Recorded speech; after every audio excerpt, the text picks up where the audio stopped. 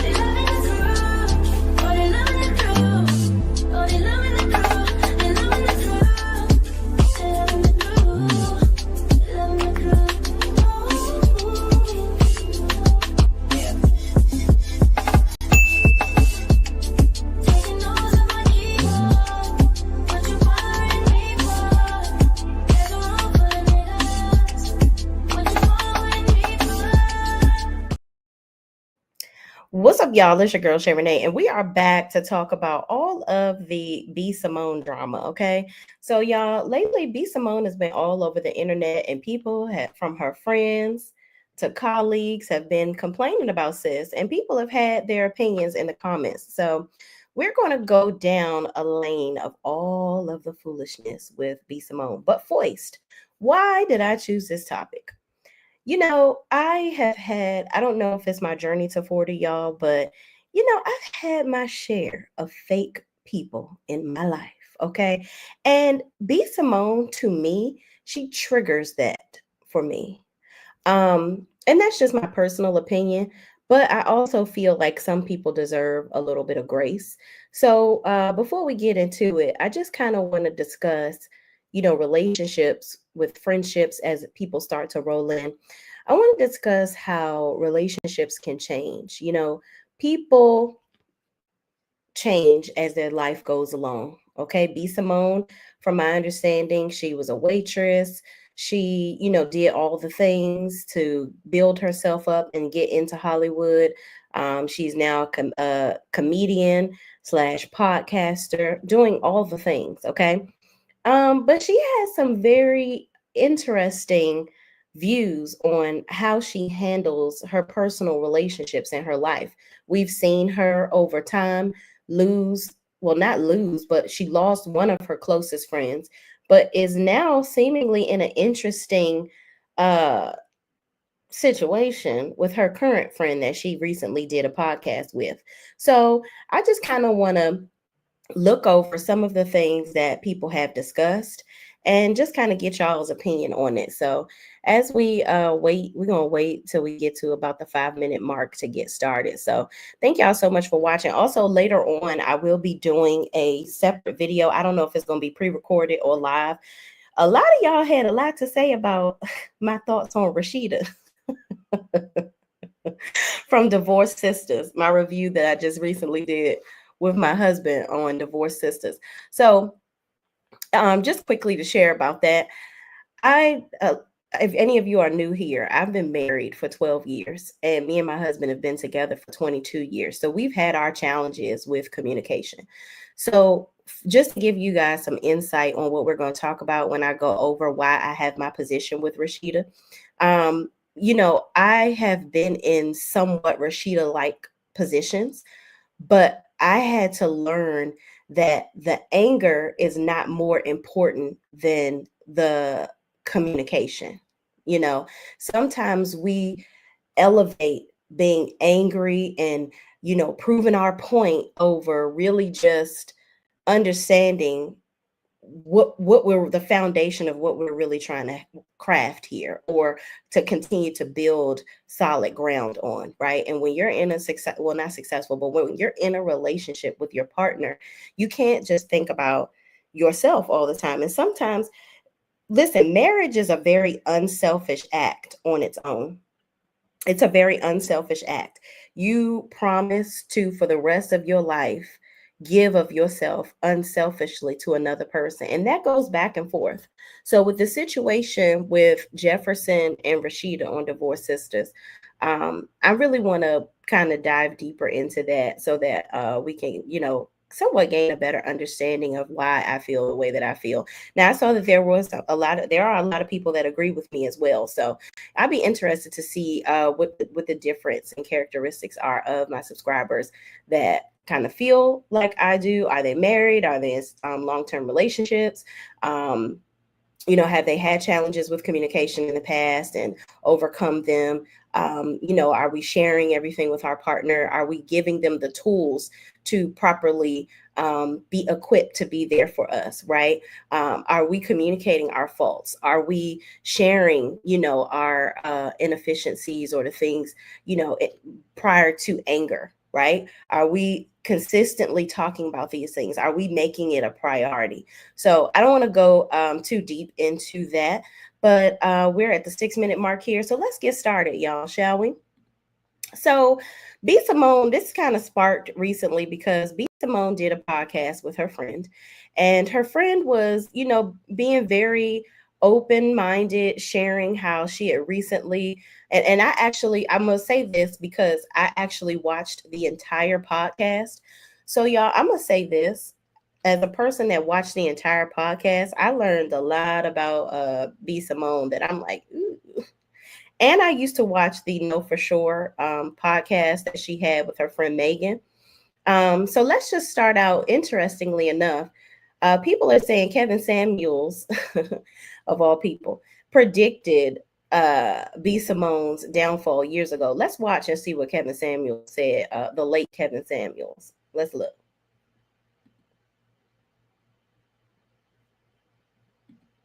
All it takes for you to come down to reality, B Simone, is one wrong post. You are one viral video away, one internet canceling away from being back at Forever 21 selling shit. A woman who's a 6 or a 7, like a B Simone, no insult intended, she's cute.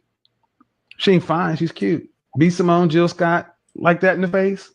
All of a sudden, when the 8s, 9s, and 10s are gone, the 6s and 7s automatically get all the 8, 9, and 10 shine because the 8s, 9s, and 10s are simply gone. It's not as though those women actually got better, that the other women are just gone. And when you get all of that attention, that when you saw your friends who were 8, 9, and 10, and you were 6 or 7, and they're gone, now you're getting 8, 9, and 10 attention, you feel like the woman. And you start to overinflate your SMV, your actual value. So like a B Simone, no offense. Kevin Samuels, he can't, obviously respond to this. God rest his soul, wherever he decided to rest it. Sir, I don't understand how you are the captain of numbers of who people are. Where did the 9s, 8s, 9s, and 10s go? Where did they go for B Simone to now have all this space and room and opportunity? Are the 8s, 9s, and 10s married, and that's why she has room and opportunity to be a thriving now in their layer of delusion? I have questions. Let's keep going. You start to actually feel like you should get a man who's the master of the universe. Especially if you're an attorney or a psych chick, you got a college degree or something like that. I'm a PhD. Okay. All right. So that was Kevin Samuels giving his piece of what happened, what's going to happen to the demise of B Simone. So unfortunately, the man was right. Okay. B Simone started with the whole I am not going to date a man that has a 9 to 5 thing going on. I need a man that, and I feel like when she said that, she was somewhat, again, I have my views on her, but I want to be realistic. Okay. She has her views on 9 to 5 workers. She had rather her views on a 9 to 5 worker. And I get it. I think as a person that's in the public eye, her having to move and shake, if you will, as a comedian, as a entrepreneur, and all of the things that she does, I think in her mind, she felt it difficult to be able to navigate those waters with someone that has a 9 to 5, right? Now, Also, it can be difficult to be with someone that has a 9 to 5 in your, like, in your head. If you're someone that's in the public eye, you may believe, oh well, I may have to pay for everything. Is their pay scale going to be as high as mine? Like when we go on vacations and I like to do what I like to do, are they going to be able to keep up? So it's all about when you're in the public eye, unfortunately, everything that you say is going to be under scrutiny, right? So maybe it's not, oh, 9 to 5, it's, hey, I want somebody that is an entrepreneur like me, because then they can best understand what I go through day to day. And then I don't want anyone to feel like, they have to compete, or they are under deserving, or they have to show a certain level of financial authority to be able to be around me, right? And it seems like that has kind of extended over to her friends as well. So I kind of was on both sides of the coin where it came to her with the 9 to 5 worker comment. But this was a very interesting podcast that she did with Kadeen Ellison. Let's watch this as well. I don't care if you think I'm not funny. I don't care if you don't like my bald head. I don't care if you don't like my gap. I got baby teeth. Don't care. Could have been had veneers. Don't want them. Don't want them. I don't care if you think my ass is flat. I don't care if you think when you question my character, that bothers me. For sure. It bothers me. For sure. But I'm learning, like, Braylon, why? Why do you need validation so much from man? Why do you need to be liked so much? The why is important now. So now I'm digging back the layers and trying to heal that, so it truly doesn't matter. I'm getting better, but it's not totally gone. And I think it's important to get to a point where it's like, I really don't F it. I don't care. Yeah. I think that is so important, because at this point, I have an audience of one. I have an audience Say of it again. One. So B Simone has recently, well, from my opinion, recently, she has made like God the foundation of everything that she does. She is, she's doing water fasts and not eating, and all the things, and waiting for God to give her signs of things. Listen, I am an avid Christian myself. Let me not say avid. I read the Bible here and there, and I pray. Okay, but I feel like let's just keep going. But she's very into God, y'all. Who's making all the moves? Who's making all the moves? All the moves for you. Who is opening the doors? That's it. And the windows. Who is telling me how to move? If I focus on him, I can't be focused on what millions of people think. You know what I've also learned? Everyone is not for you. Yes. And that's okay. Focus on the people that love you. That's okay. Yes. Coming to a city. And that's important. You should focus on the people that care for you. But in focusing on the people that care for you, you have to be mindful of people and your perception. So she's talking about God and all these things, but this went viral. This is another negative I guess flower in her hat here, where she went to a church event wearing booty shorts. Let's take a look. B Simone is not a representation of the church. I wouldn't have worn a blazer where it looks like I don't have anything underneath. I probably wouldn't wear something like that. And then when you have these platforms, I also think that is a chance to spread the gospel a little more. And I wouldn't want to do anything that can potentially compromise my witness. And that is all the way down to attire, the way you present yourself. And I think even with this younger culture, a lot of times we look for people who look like us, but there's a way to do it. Modesty. I want to say this from a more. Let me say this. I'm not sure why we're wearing booty shorts under a oversized suit jacket. I mean, it's a cute outfit, but it's not something that I will wear to church necessarily. I get the whole, everybody I feel like sometimes people take the whole come as you are thing a little bit too far. And this may be one of those things. And people say that church people are the most judgy. Hey, Brittany Janae, my Cancer sis is here, y'all. She says, hey, beautiful Cancer sis. What's up? Thank you for joining. So listen, I understand come as you are, but there is a certain level of couth that you have to have. You know, I get it. She's gaining everything from a higher power.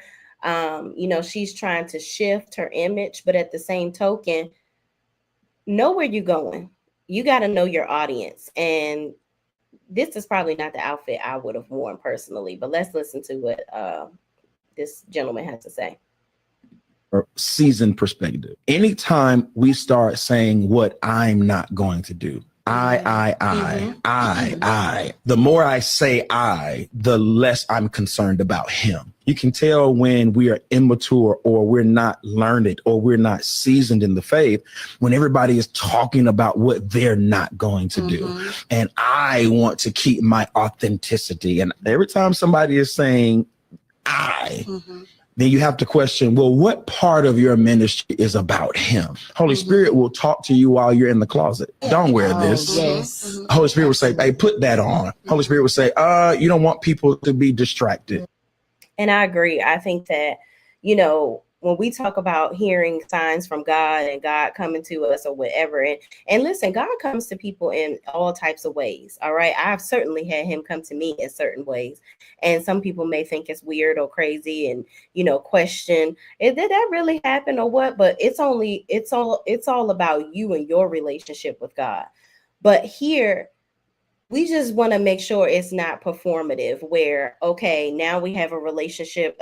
Some people confuse, and I'm not saying this is B Simone specifically, but some people want to push the relationship with God to kind of, in their mind, settle on God being the reason why they are the way that they are, or God being the reason why they're headstrong and pushing forward and trying to do the things that they're doing, and God being the element of certainty for this is what I want to do with my life, and this is how I've treated people, and I'm going to stand behind God as the reason why I'm doing these things.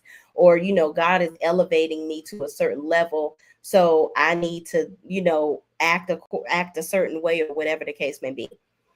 You know, I always question when people are like, yes, I'm chosen and this, that, and the third. I believe that everybody is chosen. I believe everybody has gifts. I believe God loves everyone. And I believe that, you know, God kind of shifts you as your relationship is more plentiful with him into your gifts. Everyone has individual gifts. There's no one set of people that's better than others. Okay. I think everybody is in their own right, or, you know, in their own spirit, within their own gifts. Everybody is allotted blessings. It's just all about how you live your life to obtain them. So that's just kind of how I feel about that. Stop saying the Bible says come as you are. It Ain't does not one scripture in there that say come as you are. It does not. If you're referring to scriptures that may imply that, it's talking about coming to him, not coming to church a certain way. Yeah. All right. What she demonstrated was fashion. What she demonstrated was innovation, which led to, watch this, because of the message you were sending.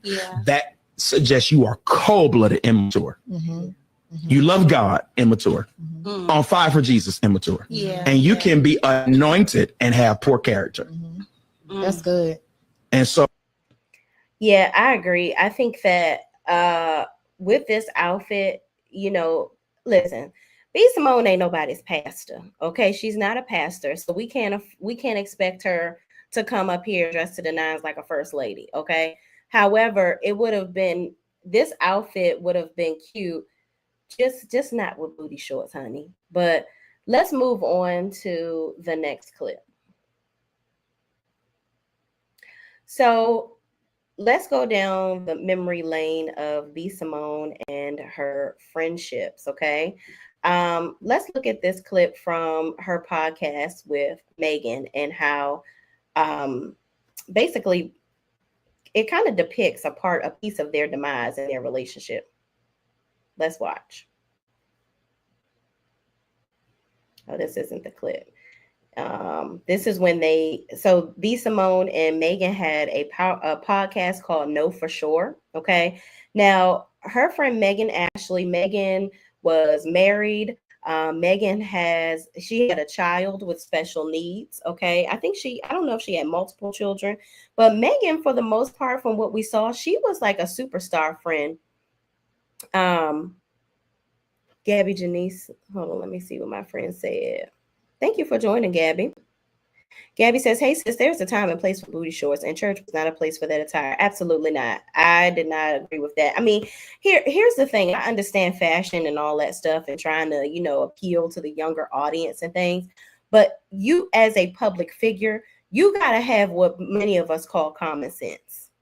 That probably wasn't the place. Not probably. It definitely wasn't the place to exhibit your freedom of speech with clothing. Okay. But, I agree with you, sis. But Megan Ashley, I remember Megan used to bend over backwards for B Simone. She was there for her all the time. When B Simone would be going on stage, she basically was giving her water, putting her jacket on, child. She was superstar assistant, setting stuff up for B Simone. And I think in their transition, in their friendship, which is very unfortunate that happens in some friendships, where the person that stands out as the star begins to look at the people that they look upon as underlings or fixtures in their life as pieces or elements of their success. When they start to elevate beyond that and know that they're worth more, or try to do more beyond what the person on display believes they should be doing, I just think that that breaks something inside of a person like B Simone. I believe, and this is just my opinion, I believe B Simone looked at Megan and her elevation. Megan went from being, thick to skinny. She was very diligent. Megan is a hard worker. She's very diligent about her health and wellness. She was very diligent about being there for everybody in her life, especially B Simone. And she was very diligent about elevating in her life. And I believe that B Simone saw her elevating beyond being her assistant and just being her best friend. And that bothered her. I don't think she liked that. And we'll watch from certain things that B Simone has said in certain ones of her podcasts that, she doesn't really want, it doesn't seem that she really wants anybody to elevate beyond working for her. So let's watch this video just to see what happened here. Hold on one second. I tried to put these things in order, y'all. I think this is it. Your friends won't understand. Hold on, give me a second. It's in here. Here it is. And this was a deleted podcast. Well, you can't focus on something that you avoid. Well, it's not not avoiding. I feel like healing yourself and doing the self-work is to have a healthier relationship. That's my opinion. Right. I'm saying I'm not comparing it to this, nor am I trying to make it this, but I'm saying when there is a purpose attached, say for instance, a marriage, if there is a marriage, you don't go work on your marriage separately, but you work on your marriage simultaneously. Now, what Megan is saying is basically, if there is a issue in our relationship and we're supposed to be working on it, we need to be working on it collectively. And you need to let me in on the fact that there's an actual problem. It sounds here that B Simone had a problem that she wasn't willing to be forthcoming with Megan about, or in my opinion, she was hating, didn't want her to elevate beyond her. And to cut that off, she decided to, okay, let me see how you do without being my assistant or being under my wing. I want you to see what it's like to try to climb up the ladder without me as an anchor in your life. So let me play this whole game of, I need to work on myself and this, that, and the third. And, use that as an excuse to cut you off. Let's keep listening. But in this moment, Megan is basically saying, if there's a relationship and there's an issue and we need to work on it, let me in on the fact that it needs work. You're working on yourself, but you don't separate yourself to work on your marriage. And if the purpose of us coming together, if God brought us together for a purpose and that purpose came through a friendship, then you can't say that we're working on a friendship and avoid each other. Yeah, that's how I feel. Like I feel the opposite. I feel like a relationship, boyfriend, girlfriend, we're going to break up, work on ourselves, and hopefully when we come back together, we're healthier and better. I'm saying once God has identified a purpose, then that's a purpose that comes together, right? What God brings together, let no man tear apart, right? That's biblical. Okay. So if he brings that together, you don't go work on that together separately. You work now, we have separated and worked on ourselves, and that's great. But I'm saying it's just now becoming a focus to work on it together. Timing. Yeah. I feel like in the separation, the purpose of the separation and the self-work was to come back together. So in my mind, as I'm working on myself, hopefully when we come back together, we're better. But when it's sounding very selfish, B Simone. It's like, okay, did you tell Megan? Because it sounds like it's very personal.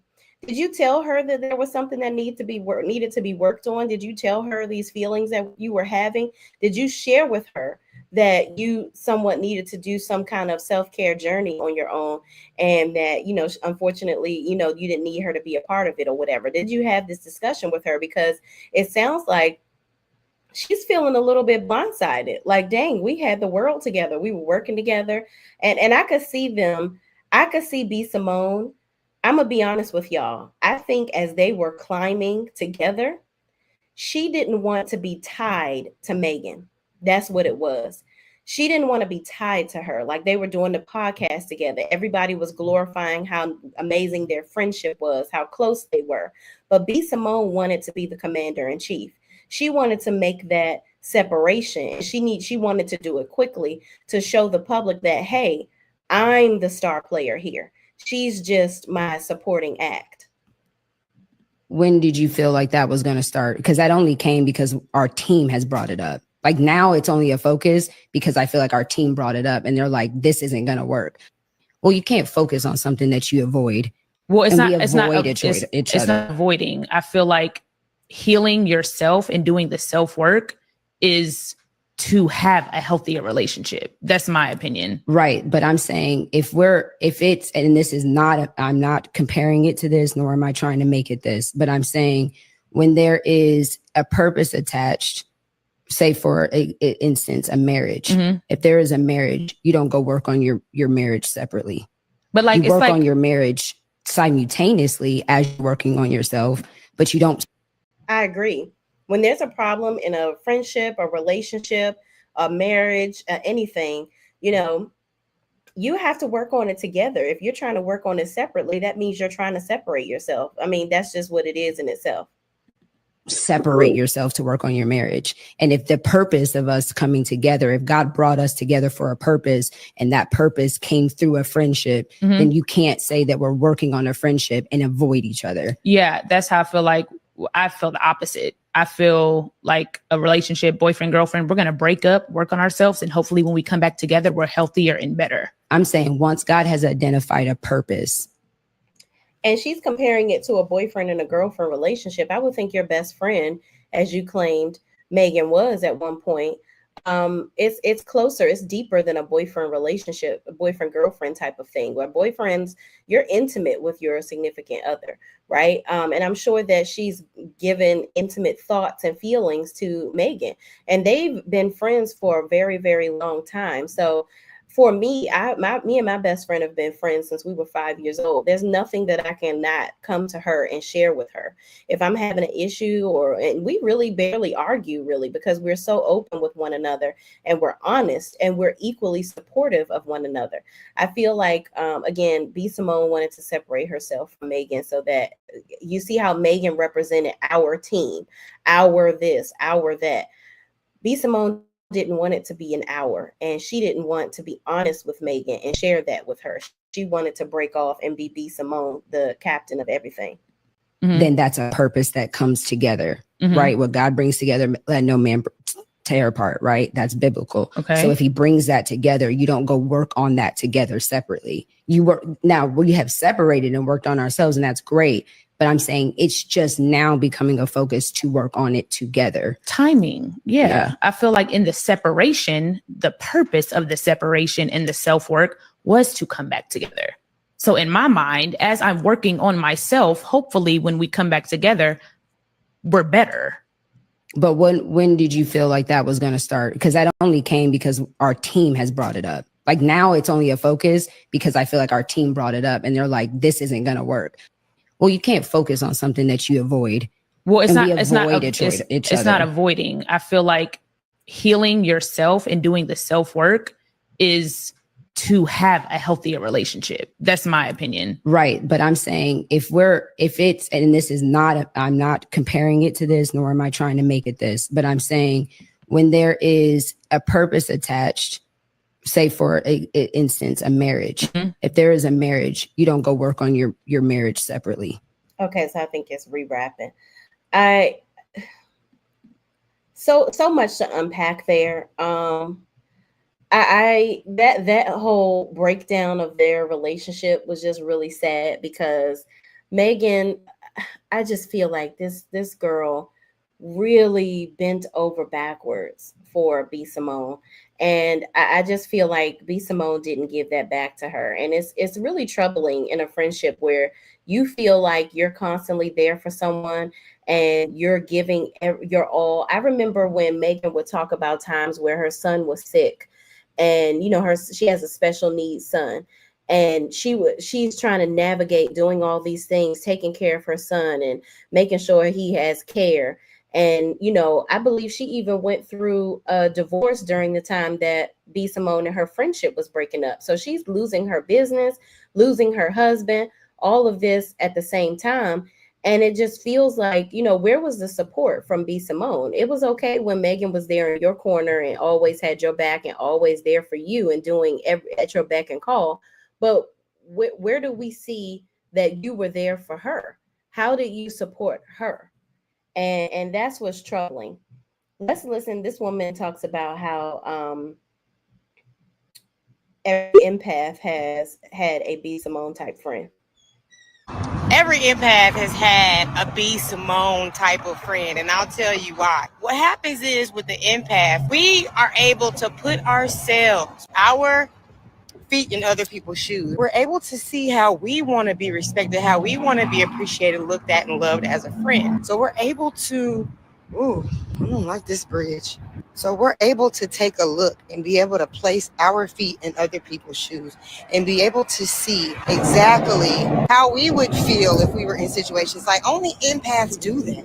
If you're just a fucking NPC or just a normal matrix dwelling human being, it's always about you, how things make you feel. You're not even considering other people. And that's the beauty about the empath. The empaths are the people that actually care about humanity, care about the well-being of not just themselves, but we look at things from a world view. But if you I agree. It feels like this woman is totally describing Megan. Megan was the type of person, she's like, if you're hurting, I'm hurting. If you need me, I'm there for you. Like, and I feel like Megan was there for B Simone in a way that she was hoping that it would be reciprocal at some point in their friendship. And unfortunately, it just never leaned in her favor when it would benefit her, unfortunately. You are not an empath. All you are going to do is think about your own well-being and how, you get into that crab in a bucket mentality where everything's a competition. And even the ones that are closest to you, it's like they're being competitive with. With an empath, we want everybody to win. So in our connections, in our relationships, we are rooting for our loved ones. We are rooting for our friends, and we are even willing sometimes to even be self-sacrificing to help our friends win. And sometimes that can be detrimental for your own mental health and your own inner peace. Like, I feel like in my life, I have been an empath where it comes to my friends and family members, especially. I've always been the one ready to be the first to fight, the first to comment, the first to be there when you are starting something or you're doing something. I'm always there to support.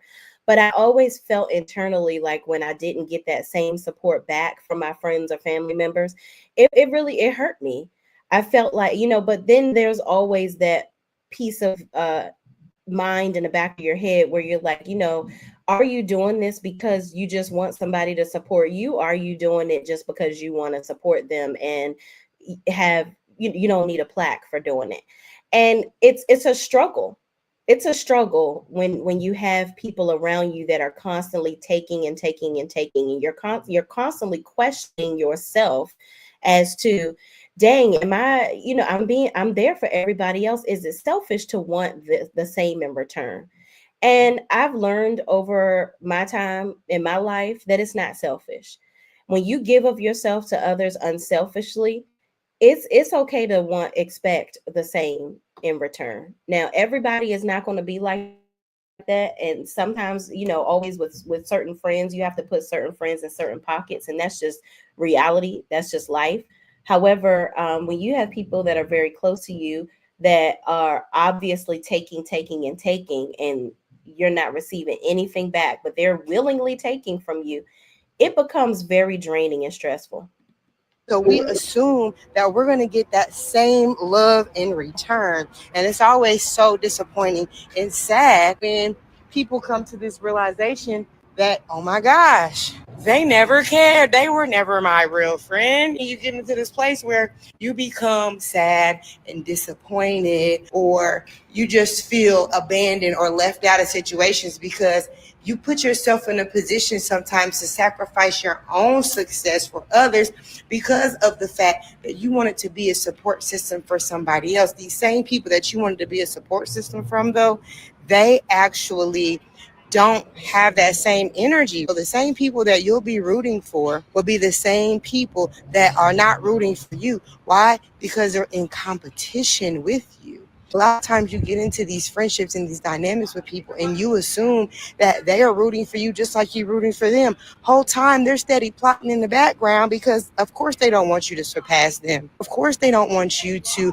be able to And I agree. I think that like I said before, with B Simone and with Megan, it had become like they were a dynamic duo. And again, I don't think, and we're gonna see this with this recent situation that happened with B Simone's friend, that she doesn't want her friends to surpass her, and that's troubling in a friendship.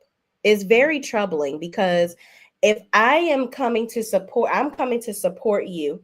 I have a successful friend. I'm bending over backwards for you. It's okay for Megan to feel like, okay, well, what am I going to get out of this? And I think that this podcast, the Know For Sure podcast, was something that was her, okay, here is B Simone finally, or Braylon as her government name. This is Braylon's opportunity to give back to me the same way that I've unselfishly given back to her. Here's a piece of something that I can call my own. Here's a way that she can support me as well and help my rising star. But before the podcast could continue to take off, B Simone decided, oh, let me snatch this back and do my own podcast. Accomplish things that are so-called greater than what it is that they're doing. So when they see that you have an opportunity, if you come to them with advice and you're wanting to get some direction and you're thinking you're going to your friend for some type of advice, the whole time they're secretly sabotaging you because you're moving and going about it like you're green, thinking this person has your best interest at heart. Whole time they're green with envy. Every empath. Yeah, baby girl, I couldn't have said it better. I saw this and I said, wow, she's saying every single thing that I was thinking where it comes to B Simone. But let's look at Pretty V. Okay. Well, not yet. Let's look at this here. He can't have a 9 to 5. What? Why not? You don't want to have an honest job? I mean, he could be a hustling entrepreneur. So this was basically her talking to that music in the background. I don't know what that's going to do to my monetization, so we're not going to look at that. But Yeah, that was basically her talking to Nick Cannon, telling him that hell, she ain't trying to be with nobody that's a 9-to-5er. Now let's go into this, y'all. For the longest time, so B Simone has toxic relationships with her friends, and I feel like she has toxic pickings where it comes to the menses. Okay. Recently, she was even like, in her podcast with her friend that she did, she was like, yeah, I'm doing this water fast, and I'm just abstaining from all these different things, and I saw Lucky Day, and I just was like, ooh, I like that, but then I had to abstain because these things aren't good for me, and blase blase. The baby is somebody that was not good for her. For the longest time, B Simone has always made jokes about, and I don't think it's really a joke. I think she really did, she does have a big crush. She had a big crush on the baby. But I think that the baby just didn't see it for her the way that she saw it for him. And unfortunately, she has a toxic attachment to men that don't see it for her. And she has a toxic attachment to men that don't really meet her, that she just shouldn't be with. Let's just listen to her and the baby in bed, child. I get out that bed before you get out the bed, make it up type shit, like, you feel me, like that type, and it ain't even on no like cook, clean, that type shit, not cause I cook, I'm a chef. You feel me? You ain't ever cook for me? Cause I don't play like that. I don't You play can like cook that. for me, a little something, little me, Nah, I don't play like that. Now, he don't play like that, but he just said that he cooks. So you got to eat, sir. So you're cooking. You got to eat. So does your significant other, I'm sure. And this is something that you're saying that you like to do. So this is basically him saying to her, I don't value you that way to share something like cooking that I love to do. Obviously, I don't care. You're not somebody that I care to share that with because I don't look at you like that. That's basically what he's telling her. And she over here like, you don't cook for me. And I'm like, girl, the writing is right there on the wall, sis. Let's keep listening. Why is that playing? That's gonna do it. It's already done. I don't need to. What she mean it was already done? What did y'all already do? Because in this same podcast, she said that they never slept together. So I'm confused. I am confusion. Nah, you my friend. I am. We can't cross the line. You're right. Mm-hmm. Okay. Well, thank you for coming. I appreciate you having me, real shit. I don't want you to leave. Well, She said, I don't want you to leave.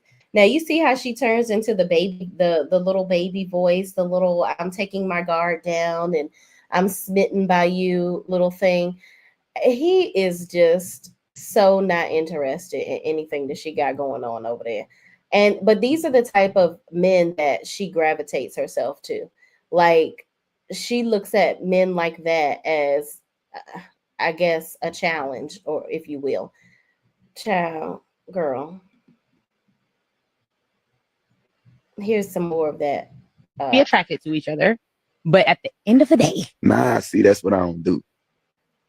let me tell you. But see, that's what that go back to my. Okay, go ahead. Okay, go ahead, let me finish, and then you go. I got you. Platonic. We have decided to be friends. We never dated. We never had sex. It looks like in that moment she was looking for him to validate to the public that they'd never had intercourse. And because the public was swirling around them at the time, because this is where the whole Danny Lay stuff was going on, and her and B Simone were going back and forth. So I feel like she had him on this podcast to represent to the world, because she's telling everybody about the celibacy journey that she has going on, that she ain't sleeping with the baby child. But in my opinion, my personal, I don't believe it. So what you saying? What? We're platonic. See, that sounds like some. Okay, that's cool. We platonic. But back to the part where like you can be attracted to somebody and be friends with them and shit like that. Like, I don't play like that. You don't believe that. You can be attracted to each other, but at the end of the day, nah. See, that's what I don't do. Let me tell you. But see, that's what that go back to my. Okay, go ahead. Okay, go ahead, let me finish, and then you go. I got you. Platonic. We have decided to be friends. We never dated. We never had sex. Girl, he's telling you he don't like you like that. I don't know how many ways this man has to tell you, I'm not going to, first of all, I'm sure, you know how guys always do the, oh, that's sis, whole time they fucking you. Like, he's like, you good enough for me to smash, sis, but you're not good enough for me to wear on my arm. You don't fit the bill. Sorry, not sorry. So I'm gonna stick with this. Yeah, you good. I'm gonna stick with this platonic conversation. You want to keep on pushing, and we're gonna stick it there. So let's move on to the more recent. Actually, no, let's look at this. So let's look further into her conversations with her friends and just how she handles it. I want to be very clear. Solitude, it's a beautiful thing, but it's also difficult. People are not going to understand when you truly start to choose yourself and your well-being and your growth. Y'all, I'm 2 years in sober, no weed, no alcohol. The people I'm around now, they support it. My friends still drink. They don't peer pressure me to drink or do anything else. People I was with before, oh, they would have been mad I wasn't getting high. Why you ain't smoking with us? I don't want to smoke anymore. If you're around people that cannot let you stretch and grow, you're around the wrong people. I'm telling you guys, and that's okay. It's gonna be hard. I said this before, it doesn't have to be a beef. Certain friendships I walked away from, they don't understand why I walked away, even though I verbalized and communicated every reason. It just was. I don't believe that she verbalized every reason, because it didn't seem like you verbalized every reason in that podcast clip that we listened to with Megan, who was your best friend. So listen, kudos to you, sis, for doing what's best for you by not drinking, smoking, and being sober, and, you know, all the good things. I don't, kudos to you for that. Anybody that finds those things as a vice in their life and is not helping you to create and elevate and be your best self, please take those things out of your life, because you don't want anything to deter you from being who you are called to be. Or I don't really like to say call, be who you envision yourself as being, the best version of yourself. But somewhere in this, I feel like she's utilizing this to kind of pencil whip her friends, like, oh, I'm doing this, so you should do it too. And it's like, girl, just because you ain't trying to have a lemon drop or two, that don't mean I don't want to have one. Wasn't good enough for them, but it was good enough for me. I'm always going to choose my peace, my growth, my purpose that God has for my life over being comfortable somewhere where I know we're no longer aligned and I can't grow. It's okay. I want to be very clear. Solid. Briz the man says, but this just isn't true. I still very much love you, but you got to stop with this narrative. None of us would have been mad that you weren't smoking. Stop trying to make it seem like we were such horrible friends when we quite literally supported everything you did. It's hurtful at this point. Letitia Marie Garner says, I don't even smoke, but I know enough about smokers to know they don't want to share if you didn't put in. Yeah, girl, listen, I'm with you, Letitia Marie. Okay. Ms. Ernestine Morrison says, I pray she finds the peace she's looking for. I can't speak for anyone else, but as it pertains to us, we supported everything she's ever done, even when that support was rarely reciprocated. May God ease her mind. Ciao. So this sounds like two of her actual friends coming out and ascertaining exactly what I said. Mind you, full transparency, I didn't read this second clip. I wanted to wait to read it with you all. I just watched the first clip. So basically they affirmed everything that I said. Like, it sounds like she's come on to this new life, and, all her friends, hey, everybody, let's do it together. Let's stop smoking and drinking, because it'll make it easier for me to do it if you guys stop doing it. It's crazy. Like, I get it if it's that much of a vice that you can't be around them. Like, if that's just like a crackhead can't go around your crackhead friends. I get it. That is a addiction that takes over your body, mind, and soul. Okay. And amongst other addictions. So if that addiction was like that for her, I can understand that position. However, if your friends are willing to work with you and they're not pushing it on you, it sounds like something where you're trying to control the narrative and you're trying to control the people around you, and you just fake and they're not willing to participate in your game. So let's get into some of y'all comments. Gabby Janice says Megan was there for her more than B was there for Megan. I agree. It sounds like it in her tone of voice. Megan seems very hurt. She seemed very hurt over the separation. And I could tell from when she started doing the podcast by herself.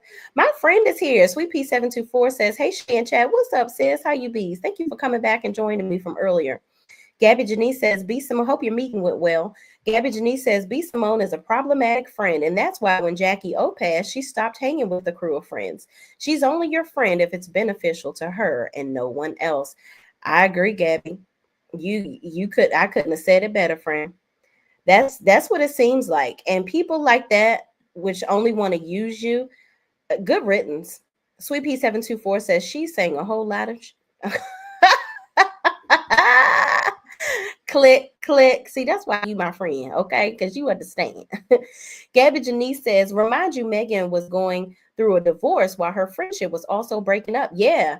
And that's tough because it seemed like while she was going through that, B Simone didn't appear to be as there for her as Megan was always bending over backwards for her. Linnell Seiler is also back from earlier. Thank you so much for watching. She says, hi, thank you so much for watching, sis. Gabby Janice says she's desperate and that's not attractive. Yeah, with the baby.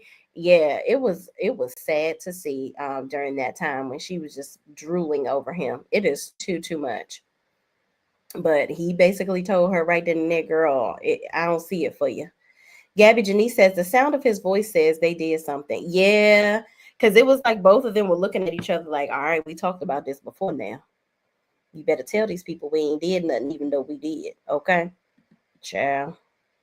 Gabby Janice says the friends told it all. Yeah, they did. They were super forthcoming with their experience with her. And listen, we can't take that away from them. Gabby says, which lets me know Jackie was the glue that held it all together. Yeah, Jackie just seemed like such a pure spirit. And, you know, I have my thoughts on DC Young Fly and their relationship or whatever. I'm just going to leave it like this. I feel like you never know what you have until it's gone. You really never know what you have until it's gone. And a lot of times people feel like, you know, people are going to be in our lives forever. And that's just not true. This is not a permanent place. Unfortunately, this is not a permanent place for any of us. And it's just sad that it took for her to leave this earth for people to really affirm just how important her life was to them. And it just sucks. It really, really sucks. But now let's get into the more recent allegations as for her being a bad friend. So speaking of Jackie O, the Clout Media says B Simone went viral for asking people to pay to be in her close friends to watch her grieve Jackie O, which is sick. That is some sick stuff right there. I just, wow. That's crazy. Becoming a millionaire off of manifestation journals, where she stole the design from Pinterest creators. Yeah, that was that book that she wrote. So I guess it was some book that she wrote, and come to find out, it was somebody else's creative property originally, and she went through a whole court battle over that. That was crazy. Sweating the baby, narcissistic ass child. She has a problem with wanting things that don't belong to her. And it sounds like some levels of her success, she's willing to stomp on whoever she has to, even if it's her friends, to get what she wants. And that's troubling. Watching her best friend struggle while she gave money to others. Now, we're going to talk about that with this podcast with the friend. Now, B Simone had a situation with a friend where her friend obviously was going through some financial turmoil, and the friend expresses it on the podcast with her, basically saying how, she had lost a home, and she had lost some vital things in her life, and that, financial things to support herself. And B Simone just responds with Jesus, instead of, oh, why didn't you tell me? If I'm a friend and this is new information for me, I'm gonna be like, oh my gosh, girl, why you didn't let me know? Now, I'm gonna say this. When you are a person that has a larger bank account than your friends around you, you do have to be very careful about how you're giving, because you have to, I mean, if you giving and giving and giving and everybody coming to you, gimme, can you spare?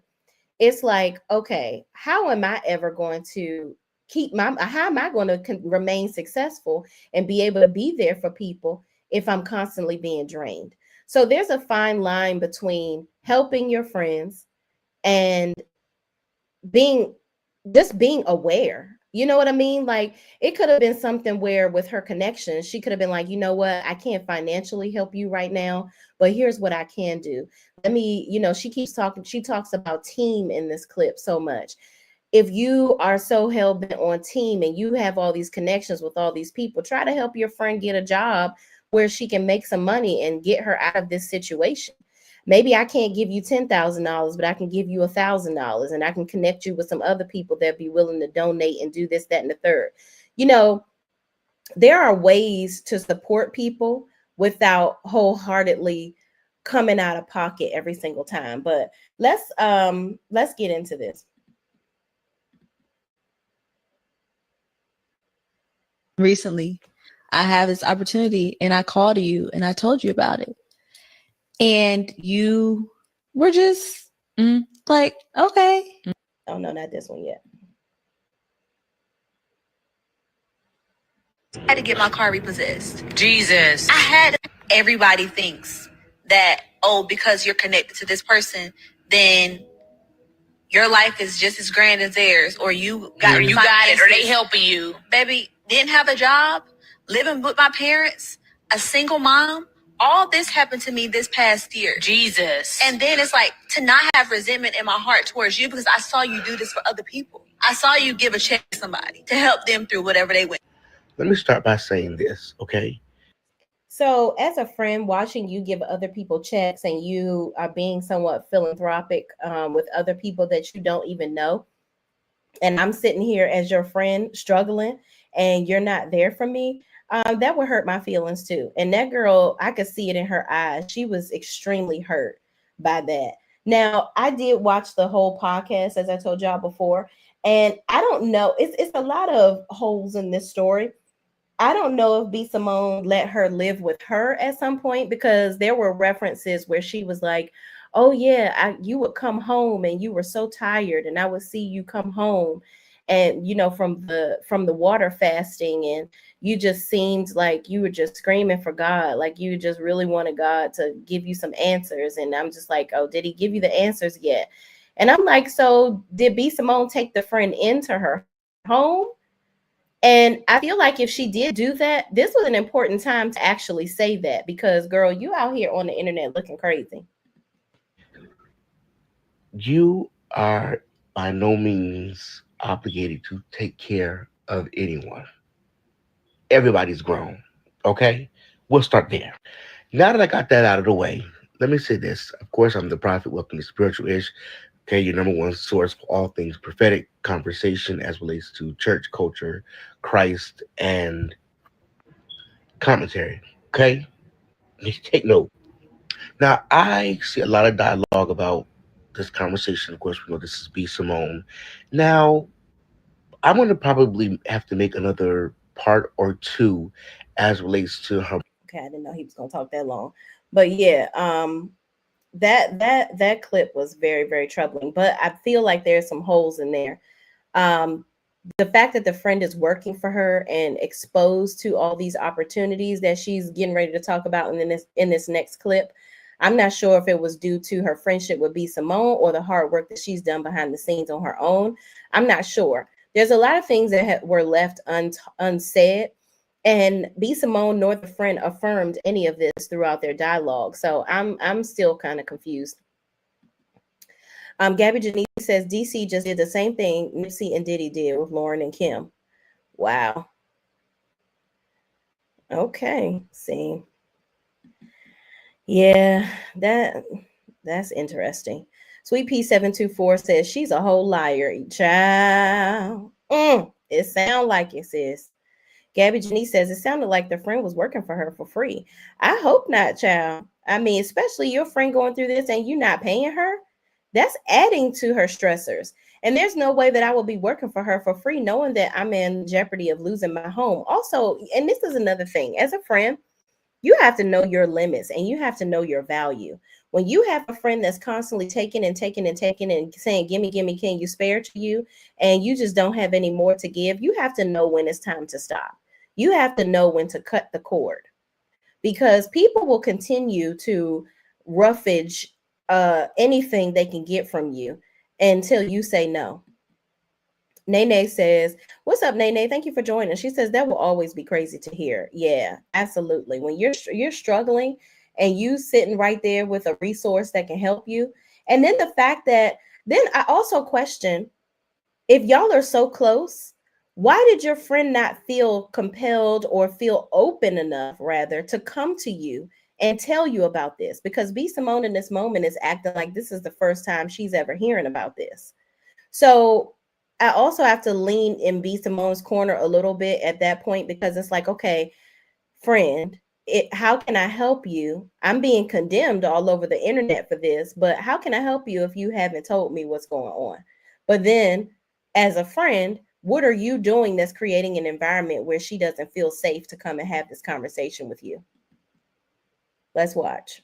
Recently, I have this opportunity and I called you and I told you about it. And you were just like, okay. Mm-hmm.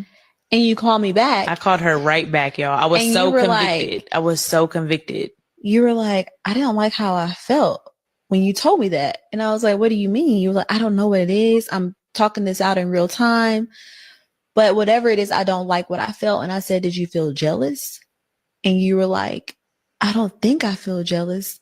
Because we went through all the emotions. Like, are you angry? Are you sad? Are you jealous? I was like, I'm not jealous because I don't want what you have. I'm just. Lies. You definitely want what she has. Let me tell you something. There's never, ever a time where my friends will call me if they got a promotion on their job, or they bought a nice home, or they bought a new car. Girl, you got a new car? Girl, I'm coming over so we can get in the car. We can ride. Let's ride together, girl. I'm about to come over there so we can take a ride together. Oh, you got a new house? Let me come over there and sit on your couch, sis. I love that for you. Oh, you got a new job? Great. I love that for you. More money, more money, more money. Okay. I'm going to be the friend that's cheering you on.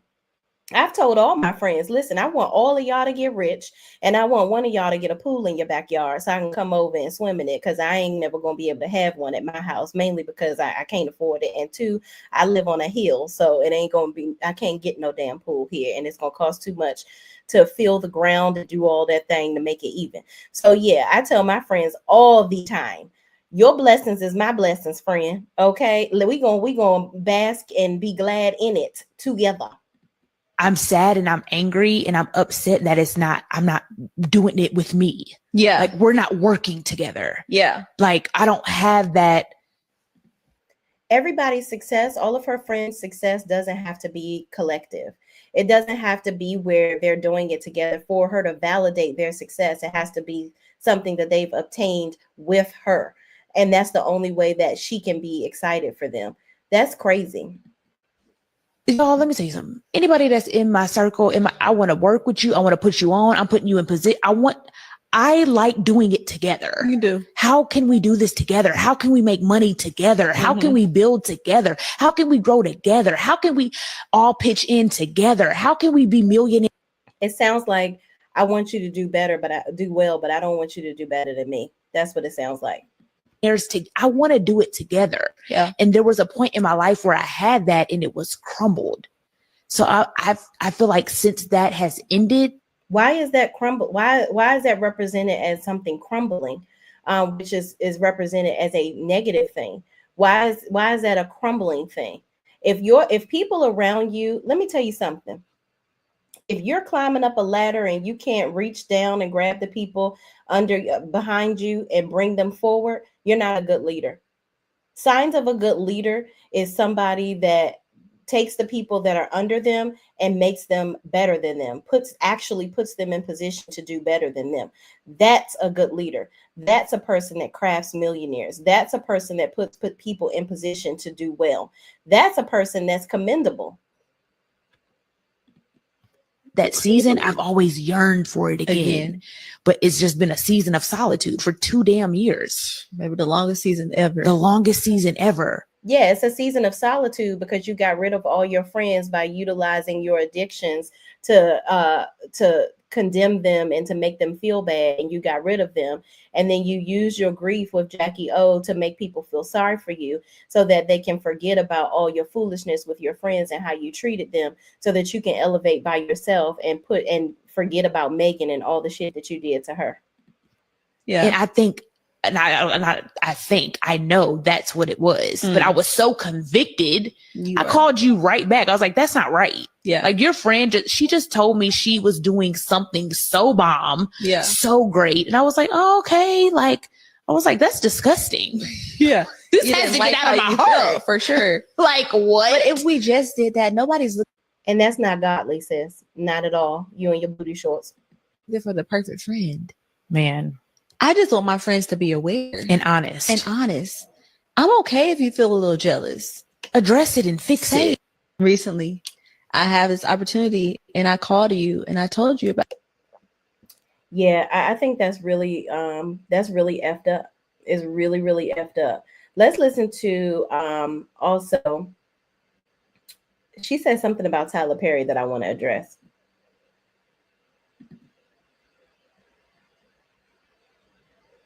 Do you think I'm a good friend? I think you're an amazing friend. I think her friend is lying. She don't think that she's an amazing friend because you wouldn't be so hurt that she didn't help you. And see, that's another thing. When you are around somebody and you have to lie to them, that's not good. And that's signs of, okay, what type of friendship is this where I can't be honest with you? I can't be forthcoming. And, with any of my friends, I want my friends to come to me and tell me, girl, that wasn't right. I don't think you should have said that. I don't think you should have did that, girl. That ain't cool. I'm not above reproach. Okay. My friends, I want you to tell me when I'm effing up or I'm not looking at doing my best or at my best self, because I don't want to be walking around here looking crazy. I would rather the people closest to me take me off of my hedge of disaster before the public is able to even see it. And right here, her friend is not allowing that. She's just over here supporting the delusion. I think you, the fact that she got to think about it this hard tells you everything. I think that it's the best way I can describe. Okay, this happened. Mm-hmm. And my grandma passed away. Mm-hmm. And you said, I was crying, you let me talk through, and it was the best conversation. Mm-hmm. And then you were like, let me know what you need. If you want me to come over, if you want me to bring flowers, if you want me to do this. And it's like, in those moments, I don't want you to say that. I just want you to come over with flowers. Okay, that's delusional. Okay. Listen, B Simone is a very busy person, as you know, as her friend. So for you to need support, she sat there and had a whole conversation with you. Sometimes we have to be, listen, I am a big personal communication. Say what you mean and mean what you say. You can't expect me to read your mind, sis. I didn't want you to be like, Jesus, you feel weird asking somebody to do certain things like that. Wow. In a moment of grief. Wow. So it's like, I don't think you're a bad friend. I think you're an amazing friend. You're a supportive friend. You're a friend that will offer the clothes off your back. You are always there. I think it's just moments of comfort that I think you can show up without permission. Yes. Wow. Yes. Wow. I love that. Yeah. I think in past that's maybe a trauma thing again though. Why? In the past, I felt forced to show up without permission. It was performing. It was. So now I'm like, all right, I ain't get that friend don't want that much. So maybe and I don't require a lot. And you don't require a lot. Yeah. But it's like it's for. And not requiring a lot is, that's also sad I feel sad for the friend because she hasn't required, obviously she hasn't required a lot from what Braylon just said. So she didn't feel compelled to push forward and push for the additional support that her friend obviously needed. And sometimes in friendships, you just know your friend. Like, I know that my best friend, when she's in times of need, when she's sad or going through something, when she's not answering her phone and, she's just going through the motions, I will show up at her house, and that's just from me knowing her for years. You know how to respond to people and their shortcomings. You know what I mean? But that's just me being an attentive and present friend in the relationship. But she doesn't hold me to that standard because sometimes I just simply can't read your mind. Full circle. Wow. Doing it for the people that deserve it. Doing it for the people that need it. Doing for the people that don't take advantage of it. It's rewiring your brain. It's unlearning. So it's like, I would have done that in the past, but out of a place of obligation, fear, out of a place of fear. So I get that. I can do that. Yeah. Do you think I'm a good friend? I think you're an amazing friend. Yeah. It sounds like these two just don't even really talk to each other the way that they should. You really got to have conversations with your friends. You have to be open with your friends, and you have to be vulnerable with your friends. And honestly, I'm going to say this, y'all. I think that a lot of people use the word friend very loosely. If I call you, now I say friend a lot on my podcast or whatever, but Sweet Pea 724, I really do consider her a friend. Like, I know that I can, we don't talk every day and we're not like super duper close like that. But I feel like if I felt like I just want to talk to you, I could probably just call her and be like, hey girl, I need to talk about this. Or hey girl, what you think about XYZ or whatever. I call her a friend, but like certain people, some people are just acquaintances and you just keep it that way. You know what I mean? Like, I don't know. I just think we use friend too greatly. Why doesn't people stay and just build the legacy and I could just make millionaires? Like what Tyler Perry's doing. Literally. You don't need to go make another Tyler Perry Studios. Yeah. Help him. Giving it to you. Yes. Like, I am trying to find that. Be with me for a year. In that year, the vision is LTTA.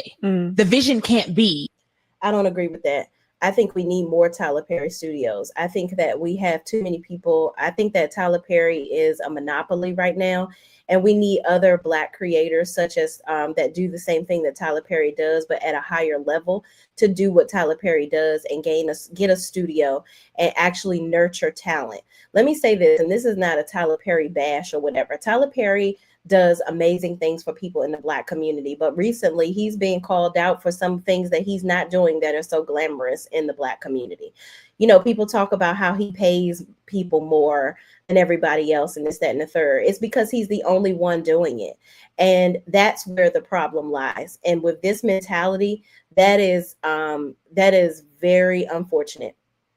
There has to be somebody else that can step up and do it in a healthy way, not where allegedly you're sleeping with the cast or you're forcing straight men into acts that they don't necessarily agree with because you have been abused as a child. Tyler Perry was, he's admittedly been abused as a child.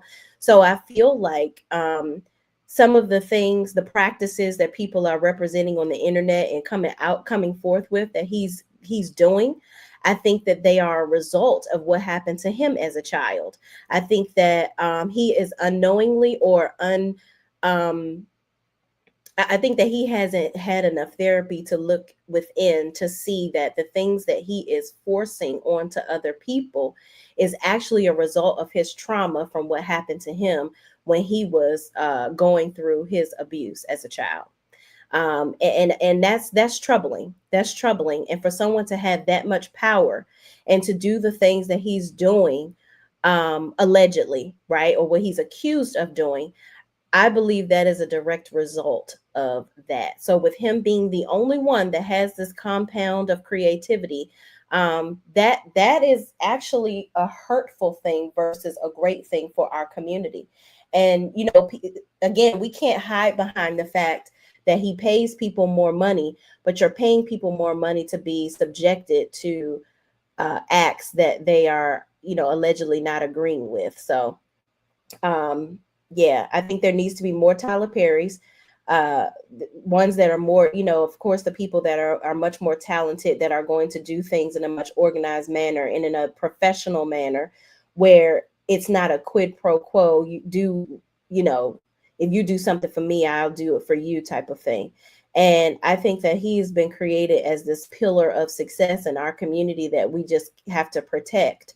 And no matter what he does, we're going to ride with him till the wheels fall off, because he's created so many Black millionaires, but there's some trauma behind that. So that's just my thought on that. And I think that this, bringing it back to B Simone, I think that is an excuse for her to create some sort of monopoly where nobody is above her. She wants to be looked at as like a Tyler Perry, where okay, it doesn't matter what I do. It doesn't matter about all this stuff where I'm being torn apart on the internet or whatever. You guys can look past those things because I've created so much success around me.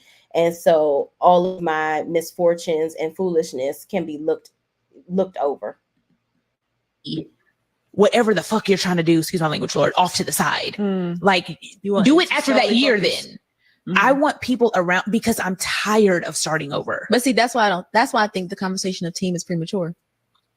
But why? But I don't really think you feel like that. What do you think I feel like? I think you want us here longer than a year. I do, but I'm okay. No, you're not. No, I am. I swear I am. I don't want to be left high and dry. So now the friend is finally being honest with her, because she said that with her chest, baby. If you know your long-term goal is for you to be a CEO and have your own podcast and be a superstar, I need to know that day one. For sure. And you don't need. I feel like that was a little ode to Megan, because she probably felt like, I think B Simone felt like Megan wanted to surpass her. So she had to get rid of her so that she didn't go beyond her. To be working for it deter you? Yes, because I can just produce your podcast. You don't need to be working for me. If you want to be a podcaster, we need to focus on that. I need all of you for this vision. The team portion could be a little bit premature. Is because the calling on your life, you're an entrepreneur and you're a visionary. So you're going to be called to help women like that. You actually get annoyed when people don't have nothing else that they want to do in life. For sure. Right. I pull it out of them. Exactly. I'm like, you can do this, you can do this, you can do this, you can do. So that's Dr. Jekyll, Mr. Hyde. So one minute you want to pull greatness out of people, but then you want to have great people around you that's going to stay with you forever and help elevate you. What do you want to train people and make them better so that they'll be around you forever and help them gain a skill, which the skill is to be dedicated to you? Or do you just want great people around you that's just going to stick with you forever and stop lying about them just being around for a year? You double talking yourself, sis. What? Let's do this. Let's start this. You can, I know it. Right. I pull it out of women. Absolutely. So why can't you just be on the team and be a boss? Why can't I make you a multi-millionaire and you run this section of the are team? You set up for that yet? What do you mean? If somebody came and said that this is what they want to work for you or whatever, but they feel like they're a boss and they're called to this in 2 years, are you set up to give that person what they want and need to stay within your company like a TPS? Are you set up for that right now? I feel like we're building. And she's not. And that's very... listen, the friend, I can see where the friend is going with this. You want people to stay with you and you want people to work for you forever, but are you really set up to make it where people can actually sustain a lifestyle of being with you for quite some time? Like, are you able to help people to pay to live their life? Are they able to make enough money with you where it makes sense for them to create a 401k or to create some type of retirement plan where it comes to you? Or is this just some startup and you have, you know, unrealistic dreams and unrealistic expectations of people? Towards that. Okay. I feel like that's what's happening. Yeah. Like I don't just want to hinder you and have you be a slave and a worker. Yeah. I want you to be fulfilled under me. She's still a boss under a company that she would have never been able to build on her own. I get what you're saying. If Jennifer just works with me, she could be a millionaire. But she over here trying to start something with 5 people nothing. and struggling. And she. But sometimes that's what people are supposed to do. Everybody in there has their own journey. Maybe it was meant for Jennifer to be over here starting her own business and struggling through it, but ending up, you know, successful in her own right, and not coming over here and working for you forever and not really fulfilling her true, you know, what her real purpose is. You could still be fulfilled under LTTA. I want to find those women. Got you. But look here, a lot of that stuff you're doing there, ain't nobody gonna buy that. I mean, maybe some. Listen, child, B Simone, girl. But that's pretty much everything I have compiled for the B Simone foolishness of it all. And last but not least, I want to bring up Pretty V. Pretty V and B Simone have, you know, been a funny dynamic duo for quite some time. They have that well-known meme or video out where they're laughing, you know, real loud at each other and just having a good old time. And everybody says, if I can't laugh like this with you, then I don't want the friendship type of stuff. So they were like super cool. But I feel like B Simone, you know, with her water fasting and her, you know, mission with God and all these different things, it just doesn't seem real to me because of the way that she is. I don't know. It's just something fake about it. Like these the friend was in the interview. When you watch the whole podcast, B Simone kept on talking about this water fasting that she's doing, constantly water fasting. And I'm like, are you looking for signs from God, or are you trying to keep your weight down, sis? That's what it's sounding like to me. You know, hell, and I'm a crazy person that has done that sometimes too, doing water fasting and watermelon fasting and all that stuff, you know, eating just watermelon. And as a person that has been more consistent with the gym lately, I'm just like, girl, these things are just foolish attempts for you to try to lose some pounds real fast, and it's not working. Do the work, go to the gym, eat the right foods, do what you're supposed to do. And I don't know if she is just hiding behind God with her foolishness, but you know, that's just my opinion, and it ain't law. But here's Pretty V. We gotta stop looking at the, oh, why am I in this place, and you know, what's happening to me, and how why people don't like and care. So what? That was your choice. You need to move on. You need to ask God for strength in this season and peace and the capacity to do his will and his way. So what? That you're broke. Go get you a job. So what that you got money? Ask God to maintain that, because there's seasons where you're up and you're down. You're here and you high and you low. So what?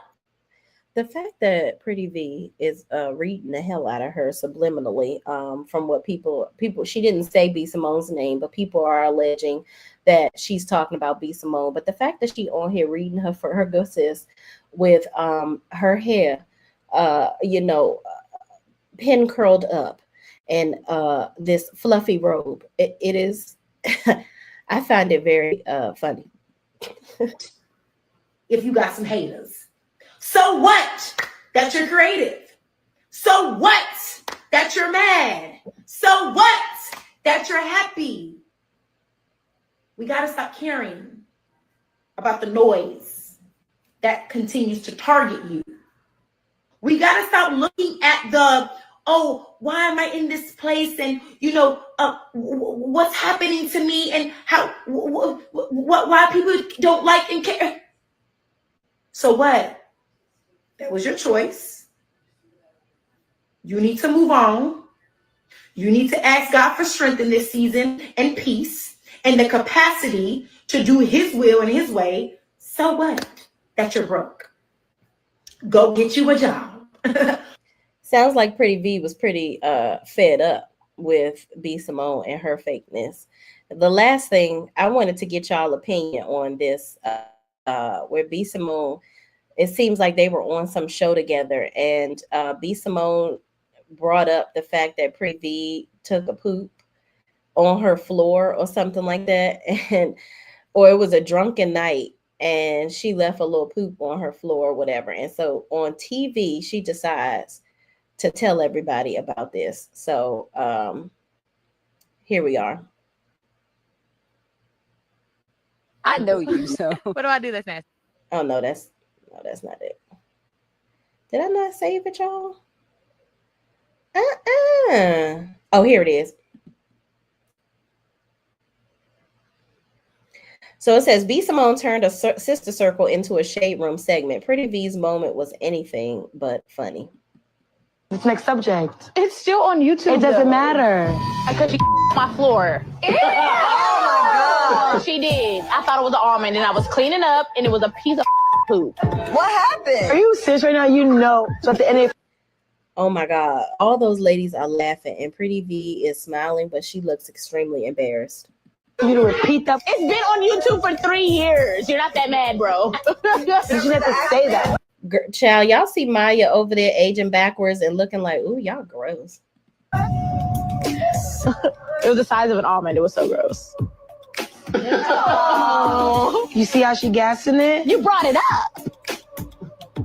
Ooh, and Chili over there like, aging backwards as well. And like, y'all little youngins, I can't. Booty? You had to tell people that. Shut up, bitch. No, I'm being dead ass. You had to tell people that if I or not. It's on YouTube, bro. It don't matter. It has 1 million views.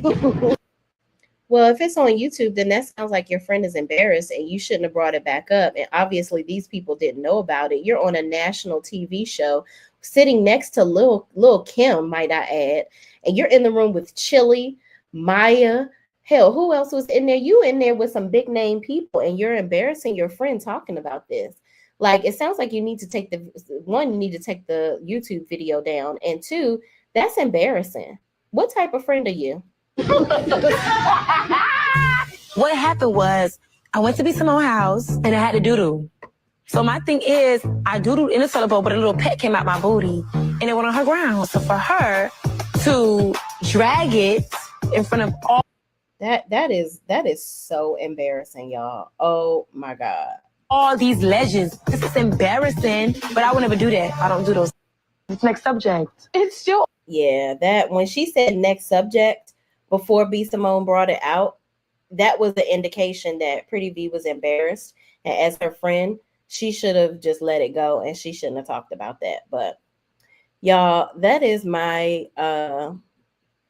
thoughts and opinions on the B Simone of it all. Okay, so comment in the chat, what do y'all think about B Simone and her current state? Hell, is she trustworthy? Is she somebody set up to become a mogul? Is she really out here trying to help her friends become successful? Is she just a hater in disguise using her friends? Let me get into some of y'all's comments. Where did I end? My friend was working for her for free. Oh, Sweet Essence is here. What's up, Sweet Essence? Sweet Essence says, good evening, shayreneeonline. What's up? What's up? Thank you so much for joining. Gabby Janice says, then feels jealous of the friend for finding something outside of B. Right. That, like I said, I could never be like that with my friends. Like, child, when you win, I win, sis. Okay. Let's enjoy the profits of your amazingness together. Sweet Essence says, hey, Brittany Janae. Sweet Essence also says, exactly. Sweet Essence says, B Simone, child, make sure names up. B Simone seems so fake, and it's not in her best interest. She ain't got no time for a friend. Yeah, she's not a good friend at all, y'all. It's sad. Rose Armstead says, hey, Shay, Renee, and chat. What's up? What's up, Rose? Thank you so much for joining. Sweet Essence says, hey, Rose Armstead. Hey, Sweet Essence. I love that y'all speak. Sweet Essence says her friend is clearly hurt. Otherwise, she wouldn't be speaking about it. Yeah, I agree. There were several points in the full interview, and I encourage y'all to go and watch the full podcast. Yeah. If I was B Simone's friend, I would be running for the hills, child. Running, okay? Quickly. Sweet Essence says, shayreneeonline, that's what a real true friend would do. Absolutely. Yeah, you have to be intuitive where it comes to your friends to a degree. Now, I do hold my friends accountable for, if I do something that you don't like or I offend you in any way, because listen, I ain't just quick at the mouth on this podcast. I'm like that in real life. And sometimes it can be off-putting to some people, but they don't take it personally. However, I give them the space and the room and the opportunity to come to me and talk about it. And again, I'm not above reproach. I'm always trying to get better. So I would rather hear it from my friends before I go and spill this out into the public and portray myself as something that I'm not trying to exude, Gabby Janice says, it doesn't sound like they are friends anymore. No. And that is 1,000% true, in my opinion. Sweet Essence says, not trustworthy at all about a come up and don't care who she steps on to get there. Opportunist all day. Okay. And that's that on that. Sweet Pea says, B Simone ain't ish.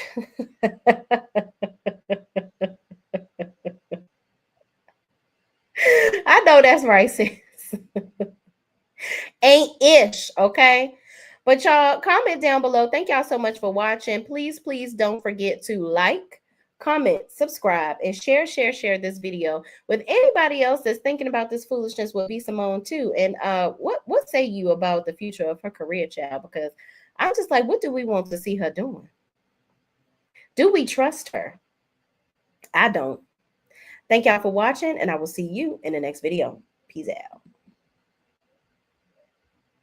Uh-oh. I don't know what's happening, y'all. They don't want me to leave.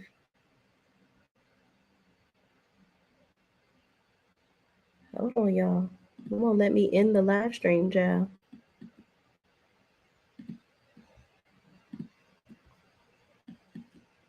Hold on. It's literally something over top of my end button. All right.